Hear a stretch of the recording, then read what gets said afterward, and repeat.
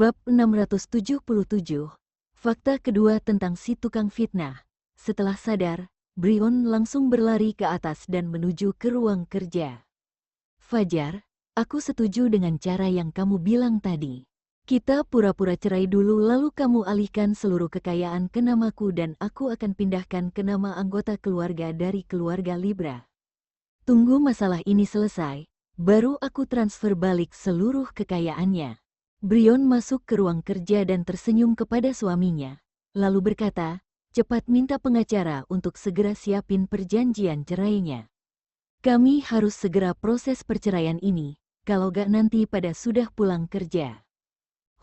Kamu bukannya curiga padaku, ngapain cerai lagi? Tidak bisa pikir juga kamu ini, kalau aku memang mau cerai denganmu, aku bisa melakukannya ketika Tias masuk penjara. Fajar berkata dengan marah, mengenai hal ini, dia memang benar-benar menyesalinya. Seharusnya dia membodohi Brion untuk cerai dengannya ketika kondisi mentalnya terganggu karena Tias masuk penjara. Jika dia melakukannya saat itu, dia tentu bisa lebih cepat membawa wanita yang dia cintai dan putranya ke keluarga Libra. Dan hal seperti ini tidak akan terjadi juga, ini semua adalah salahku. Kamu boleh hukum aku, tapi selesaikan dulu masalah grup Libra. Kata Brion dengan lembut, benar juga, suaminya tidak meninggalkannya ketika kondisi mentalnya terganggu. Belum lagi mereka sekarang berada di kapal yang sama. Keluarga Okto sudah mengatakan bahwa mereka ingin menghancurkan keluarga Libra. Meskipun suaminya mau meninggalkan dirinya, namun dia juga tidak akan bisa melepaskan diri dari nasib yang telah ditetapkan oleh keluarga Okto. Yang bisa mereka lakukan sekarang adalah mengalihkan seluruh kekayaan keluarga Libra terlebih dahulu. Fajar masih marah dan Brion terus membujuknya. Ketika dia siap untuk menggunakan triknya, Fajar akhirnya menyetujuinya. Mereka segera meminta pengacara untuk menyiapkan perjanjian cerai dan mengirimkannya ke kotak surat. Waktu sudah menunjukkan hampir jam 4 sore ketika mereka mencetak surat itu. Brion tidak memiliki banyak waktu untuk memeriksa isi perjanjian dengan seksama, jadi dia hanya melihat bagian. Setelah bercerai, Tuan Fajar Libra akan menyerahkan seluruh kekayaan keluarga Libra kepada Nyonya Brion Libra, dan setelah itu, dia langsung menandatangani perjanjiannya. Setelah menandatangani perjanjian itu, dia segera membawa Fajar ke kantor catatan sipil. Staf kantor catatan sipil bekerja dengan sangat cepat. Tidak lama kemudian, akte nikah mereka telah berubah menjadi akte cerai. Fajar juga meminta Brion untuk tinggal di keluarga Beluga untuk sementara waktu karena status mereka saat ini sudah cerai. Terlebih lagi, dia juga tidak ingin ada yang curiga pada hubungan mereka. Mereka akan menikah lagi setelah kondisi membaik. Brion tidak mencurigainya karena telah memiliki perjanjian cerai itu, dan meminta Fajar untuk membawanya kembali ke keluarga Beluga. Fajar berada di dalam mobilnya dan memandang Brion yang sedang berjalan masuk ke dalam rumah keluarga Beluga. Kemudian dia mengirim pesan kepada Vito, Presdir Okto, aku sudah cerai dengan Brion, dan dia tidak akan dapat sepeser uang pun. Kubiarkan kalian urus dia dan Tias. Beritahu aku jika kamu perlu bantuan. Foto akte cerai juga dilampirkan pada pesan tersebut. Di sisi lain, sebuah seringai muncul di wajah Vito setelah dia selesai membaca pesan itu. Dia meletakkan ponselnya di samping, lalu masuk ke dalam akun internetnya dengan komputer. Kemudian dia mengunggah tweet kedua, peluru kedua dari ahli penampar wajah. Terdapat sebuah video rekaman suara yang tidak memiliki gambar di bawah tweet tersebut. Video rekaman ini berisi percakapan Ezra yang sedang memaksa Tias untuk memberitahu keberadaan Clayton dan Dea di ruang operasi. Namun rekaman itu telah menghapus bagian di mana Ezra mencambuk Tias dengan cambuk peraknya, dan hanya menyisakan bagian ketika Ezra menginterogasinya Tias dan jawaban Tias. Banyak netizen yang tercengang setelah mendengar rekaman itu. Mereka juga tidak akan curiga apakah video itu adalah video buatan, karena suara Tias juga ada di video pertama, jadi mereka sendiri bisa membandingkannya secara langsung dan mengetahui apakah itu adalah suara asli Tias. Oleh karena itu, seluruh komentar tersebut berisi cacian terhadap Tias. Komentar asialan, Tias benar-benar cari mati karena sudah bius nyonya muda kedua Okto.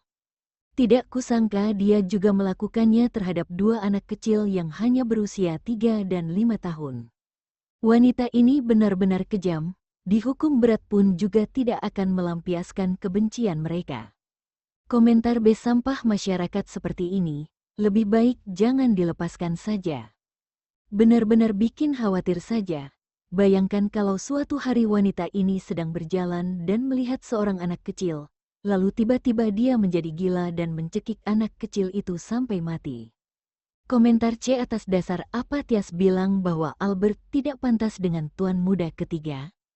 Menurut aku, tidak ada lagi yang lebih pantas dengan tuan muda ketiga selain Albert. Apa Tias merasa lebih unggul karena dia berasal dari keluarga kaya? Dasar wanita berbisa, dia bahkan tidak pantas untuk menyemir sepatu si tampan. Komentar D aku dengar si Tias masuk penjara karena coba bunuh nyonya muda kedua Okto. Namun keluarga Okto tidak beberkan apapun karena mereka menghormati nyonya muda kedua Okto. Brion, si wanita tua ini benar-benar lucu. Padahal anaknya masuk penjara, dia malah menipu semua orang dan berkata di depan media bahwa anaknya sedang kuliah di luar negeri. Ketika sedang menjaga Clayton di kamar pasien, Kina menerima panggilan dari Ezra yang mengatakan bahwa dia telah menangkap dua pria yang menculik Clayton dan Dea. Ezra juga memberitahunya bahwa dia akan segera pulang untuk makan malam bersama mereka. Hati Kina kembali menjadi resah setelah teringat pada tweet Vito tentang peluru pertama dari ahli penampar wajah. Meskipun sampai sekarang Ezra sama sekali tidak menanyakan obat apa yang telah diberikan Tias kepadanya. Namun berdasarkan pemahaman Kina tentang Ezra, memang benar dia tidak menanyakannya, tapi itu tidak berarti dia tidak akan pergi cari Tias untuk mengetahui kebenarannya.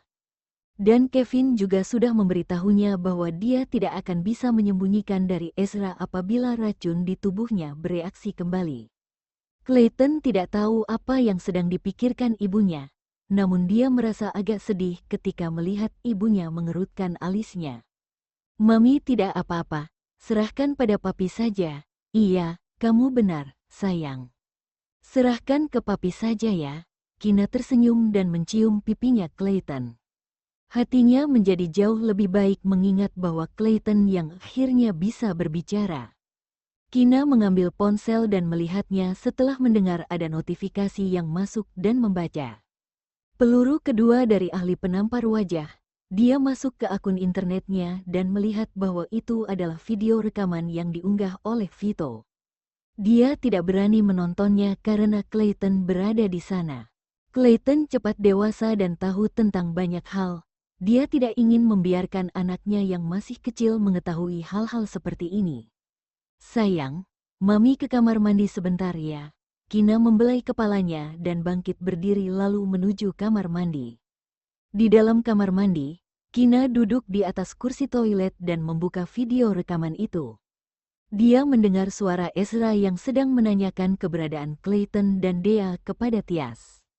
Kemudian terdengar suara Tias yang menjawab kalau dia menyuruh orang untuk menculik kedua bocah untuk dibawa ke pedesaan dan dibesarkan di sana. Kemudian Ezra mengekspos kebohongan Tias.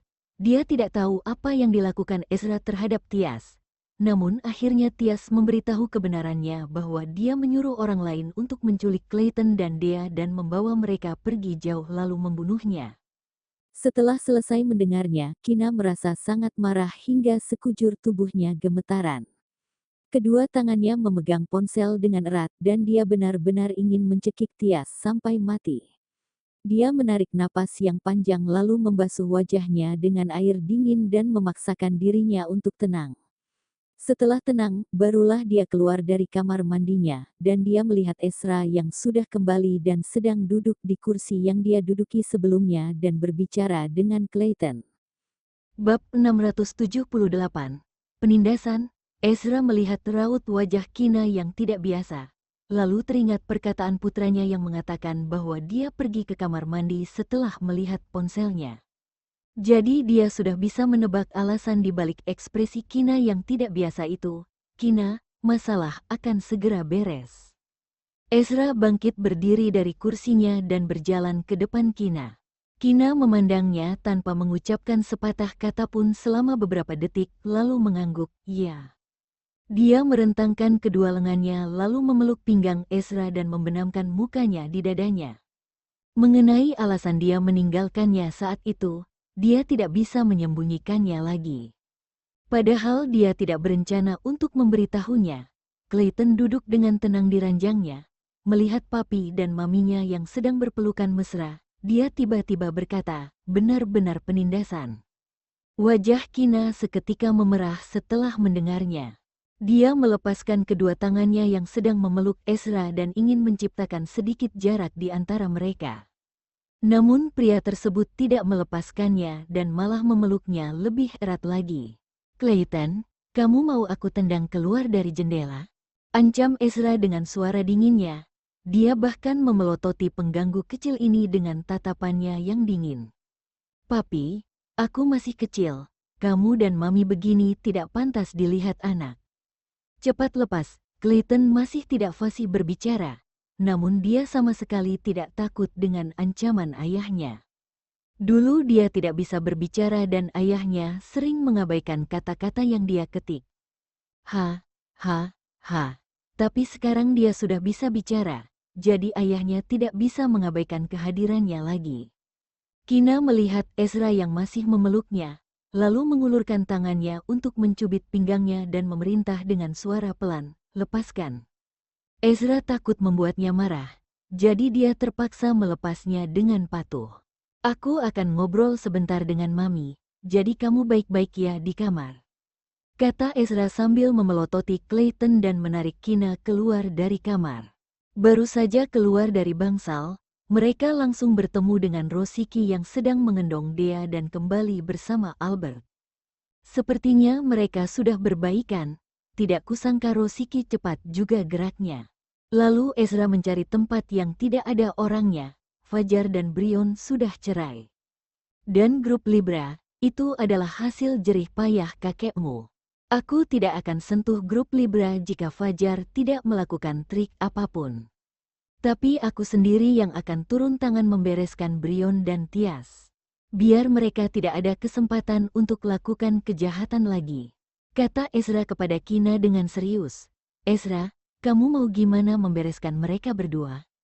tanya Kina, teringat pada pengakuan Tias di video rekaman itu dan perlakuan dia terhadap Clayton dan Dea. Dia ingin sekali memukul Tias sampai mati. Orang gila yang tidak menginginkan orang lain hidup dengan baik. Oleh karena itu, dia tidak merasa kaget, bahkan tidak merasa kasihan ketika mendengar Ezra mengatakan bahwa dia akan membereskan mereka. "Kamu tidak perlu tahu tentang ini ya," kata Ezra sambil meremas pipinya dengan lembut. "Tenang saja, mereka sama sekali tidak pantas untuk buat aku lakukan kejahatan." Tentu saja, itu hanya sekedar ucapan saja. Keluarga Beluga melihat Brion yang masuk ke ruang tamu. "Handi Beluga?" kakaknya langsung bertanya. "Brion, kamu kok kesini?" Mereka semua sudah mengetahui hal-hal yang telah diekspos di internet. Handi langsung menjadi waspada, memikirkan adiknya yang mungkin akan kembali ke rumah dan meminta pertolongan kepada mereka. Mereka tidak bisa menyinggung keluarga Okto hanya karena adik perempuannya ini. "Kenapa aku tidak bisa balik sini?" Brion langsung marah ketika melihat sikap kakaknya yang waspada. "Brion, kakakmu ini cuma tanya kenapa kamu pulang ke sini saja. Apa kamu harus sampai berlebihan gitu?" Kakak ipar Brion langsung membantu suaminya berbicara. Dalam hati, adik iparnya ini sekarang sudah menjadi bagian dari keluarga Libra. Tidak hanya Tias yang telah mencari masalah dengan nyonya muda kedua Okto, bahkan adik iparnya juga sudah mencoreng nama keluarga Okto di depan wartawan. Kali ini adik iparnya kembali ke keluarga Beluga, pasti ada yang tidak beres. "Kak, ada yang mau aku diskusikan denganmu di ruang kerja." Saat ini Brion sama sekali tidak peduli dengan kakak iparnya. Setelah selesai berbicara, dia langsung menuju ke ruang kerja. Setelah mendengar itu, Kakak iparnya yang juga merupakan nyonya besar dari keluarga Beluga, langsung memegang lengan suaminya dan dengan pelan mengingatkannya.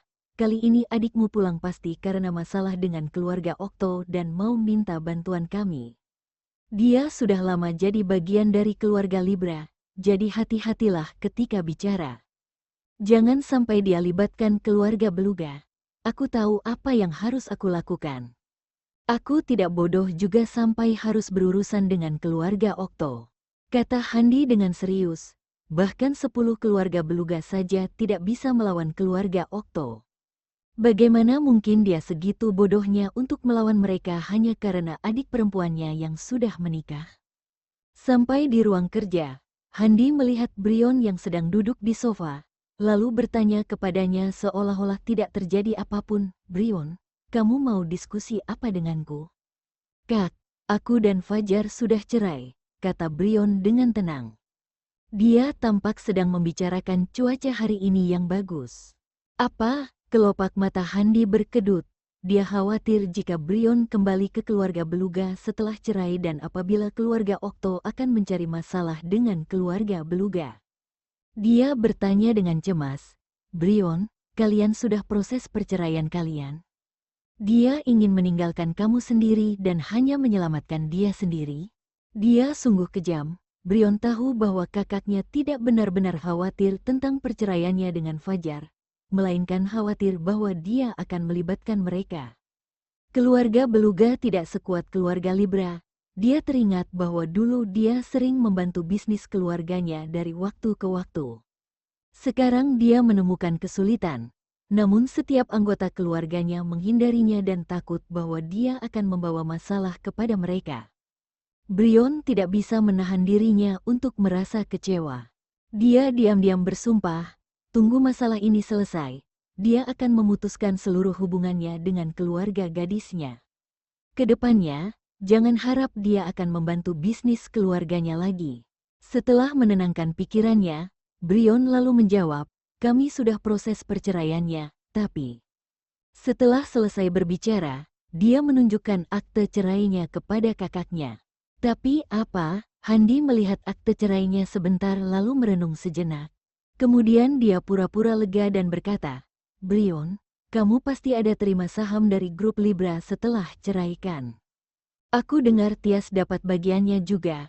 Aku rasa hidup kalian akan baik-baik saja jika bergantung pada saham grup Libra. Handi tidak menyangka bahwa adik perempuannya memegang saham grup Libra yang jumlahnya tidak sedikit, dan seketika ada beberapa pikiran serakah di benaknya. Ini yang mau aku bahas dengan kami, karena keluarga Okto sudah berencana untuk cari masalah dengan keluarga Libra. Dan untungnya keluarga Okto tidak ada dendam dengan keluarga Beluga dan Ezra juga bukan orang yang akan libatkan mereka yang tidak bersalah. Jadi aku dan Fajar putuskan untuk cerai, dan dia alihkan seluruh kekayaan atas nama aku, dan minta aku untuk pindahkan kekayaan itu atas nama keluarga Beluga. Jadi nanti keluarga Okto akan berurusan dengan grup Libra yang sudah tidak punya apa-apa. Dan setelah masalah ini selesai, kami akan menikah lagi dan kekayaannya akan ditransfer balik, kata Brion lalu berhenti sejenak. Lalu dia melanjutkan, Fajar juga sudah bilang bahwa keluarga Beluga dan keluarga Libra adalah keluarga. Jadi kalau kali ini keluarga Beluga mau membantu mereka, dia bersedia untuk memberikan 5% dari saham grup Libra sebagai imbalan kepada kalian. Tentu saja, kalimat terakhir adalah idenya sendiri.